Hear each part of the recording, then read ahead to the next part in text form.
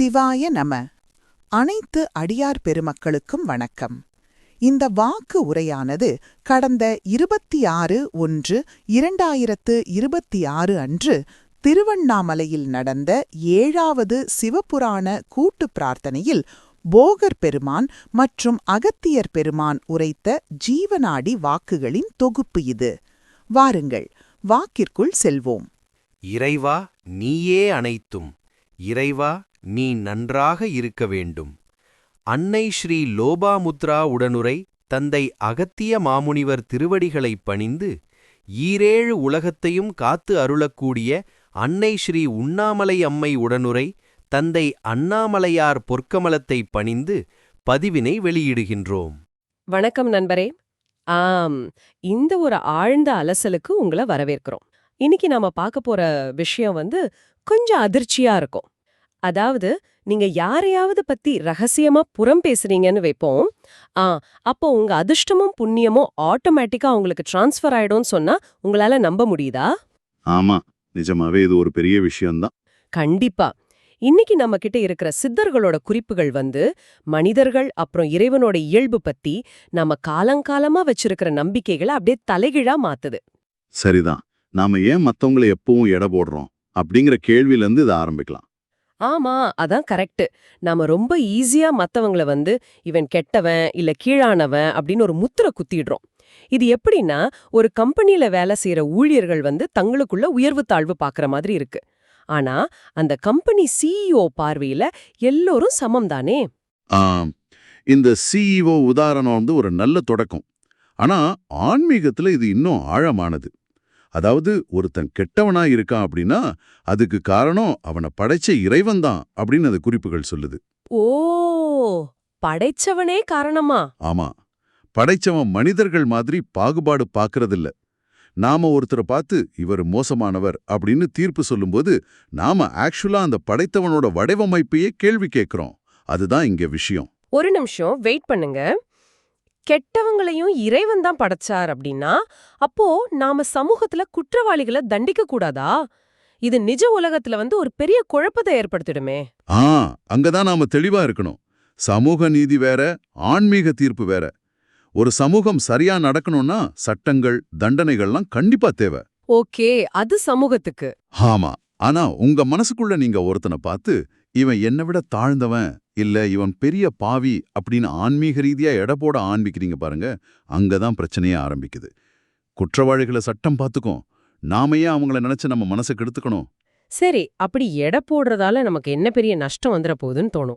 இங்கதான் நான் ஆரம்பத்துல சொன்ன அந்த அதிர்ச்சியான விஷயம் வருது. அந்த புண்ணியம் டிரான்ஸ்ஃபர் ஆகிற விஷயம் தானே. ஆமா, அதேதான். நாம ஒருத்தரை பத்தி தொடர்ந்து குறை சொல்லிட்டே இருந்தா நம்ம புண்ணியங்கள் அவருக்கு போயிடும் இந்த ஆவணங்கள் சொல்லுது.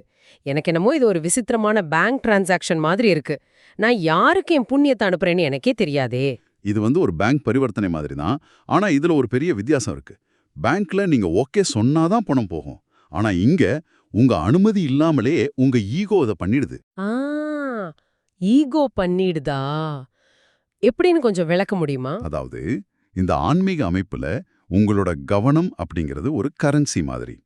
நீங்க ஒருத்தரோட குறைகள் மேல ரொம்ப கவனம் செலுத்தும் போது அவங்க கூட ஒரு கண்ணுக்கு தெரியாத எனர்ஜி பிணைப்பை உருவாக்குறீங்க. ஓ, அப்ப நம்ம பாசிட்டிவ் எனர்ஜி அங்க போகுதா? கரெக்ட். உங்க புண்ணியம் நீங்க கவனம் செலுத்துற அந்த இடத்துக்கு பாயுது. அதே நேரத்துல அந்த காலி இடத்துல நீங்க யாரை நினைச்சு திட்டுறீங்களோ அவங்களோட நெகட்டிவ் எனர்ஜி, அதாவது கர்ம வினை உங்களை சேருது. அடி பாவி. அப்போ நாம யார வீழ்த்தணும்னு நினைச்சு கடுமையா புறம் பேசுறோமோ அவருக்கே நாம நம்ம அறியாமையால ஒரு பூஸ்டர் கொடுத்து மேல தூக்கி விடுறோம். ஆமா, அது மட்டும் இல்லாம அவர் செய்யற பாவங்களையும் கர்மாவையும் நீங்க உங்க தலையில சுமக்க ஆரம்பிக்கிறீங்க. அதனால புறம் பேசக்கூடாதுன்னு சொல்றது வெறும் நல்லொழுக்க பாடம் இல்ல, அது உங்களோட ஆன்மீக பலத்தை பாதுகாக்கிற ஒரு தற்காப்பு முறை. கேட்கவே கொஞ்சம் பயமாதான் இருக்கு. சரி, நாம மத்தவங்களை எடை போடக்கூடாது, புறம் பேசக்கூடாது. அப்போ நம்ம வேலை தான் என்ன? அதுக்குதான் இந்த குறிப்புகள்ல ஒரு தெளிவான பதில் இருக்கு. போகர் சித்தன் அப்புறம் அண்ணாமலையான் பத்தின பதிவுகள்ல சொல்லிருக்காங்க இல்லையா? அதாவது, தன் வேலையை சரியா செய்யறவனே மாமனிதன் அப்படின்னு சொல்லியிருக்காங்க. ஆனா அதே சமயம் மனிதன் அப்படிங்கிறவன் ஒரு பொம்மை. பாவம், புண்ணியம், வெற்றி தோல்வி எல்லாம் இறைவனுக்கே சொந்தம்னு இருக்கு. ஆமா, அதான் உண்மை. எனக்கு இங்க ஒரு சந்தேகம். நான் ஒரு வெறும் பொம்மை அப்படின்னா நாளைக்கு காலையில நான் ஏன் சீக்கிரம் எழுந்து வேலைக்கு போகணும்? எல்லாமே அவனது விருப்பம்னா என் உழைப்புக்கு என்னதான் அர்த்தம்? இது நிறைய பேருக்கு வர்ற ஒரு தத்துவார்த்தமான பயம்தான். பொம்மை அப்படிங்கிற வார்த்தையை ஒண்ணுமே செய்யாம சும்மா இருக்கிறதுன்னு தப்பா புரிஞ்சுக்க கூடாது. அப்போ அதுக்கு உண்மையான அர்த்தம் என்ன? அது கருவத்தை அழிக்கிறதுக்கான ஒரு கருவி. அதாவது நான் சாதிச்சேன் இல்ல நான் தோத்துட்டேன் அப்படிங்கிற ஈகோ இல்லாம கடமையை செய்யணும். அதுதான் நோக்கம். அண்ணாமலையில இறைவன் ஒரு தாய போல பொய்க்காரர்களையும் திருடர்களையும் சகிச்சுக்கிறான் அப்படின்னு குறிப்புகள் சொல்லுது. ஒரு தாய் மாதிரி சகிச்சுக்கிறாரா? கண்டிப்பா. ஒரு தாய் தான் குழந்தை தப்பு செஞ்சா தண்டிக்கிறத விட எப்படி திருத்தலாம் தான் நினைப்பா. சித்தர்களும் அப்படித்தான். இந்த தாயுள்ளம் எல்லாரையும் ஒன்னாதான் பாக்குது. புரிஞ்சுது. ஆக நம்ம பொம்மைகள் அப்படின்னு சொல்றது நம்ம பொறுப்புகளை தட்டி கழிக்கிறதுக்கு இல்ல, வெற்றி தோல்வியால வர கர்வத்தையும் மத்தவங்கள பத்தின தேவையற்ற விமர்சனங்களையும் நம்ம கிட்ட இருந்து விலக்கிறதுக்கு தான். ரொம்ப சரியா சொன்னீங்க. கடமைய செய்யணும், முடிவுகளை இறைவன் கிட்ட விட்டுடணும். இதையும் இயக்குற கருவியா இறைவன் இருக்கான், நாம வெறும் பொம்மைகள் தான். அப்படின்னா அன்றாட வாழ்வில நாம எடுக்கிற சொந்த முடிவுகள், அதாவது இந்த சுய விருப்பம் இல்லனா ப்ரீவில் அப்படிங்கிறதுக்கு நிஜமாவே என்னதான் அர்த்தம்? இது ஒரு நல்ல கேள்வி. இது வெறும் மாயையா இல்ல இதுக்குள்ளேயும் ஒரு ஆழமான ரகசியம் இருக்கா? இத பத்தி கொஞ்சம் சிந்திச்சு பாருங்க.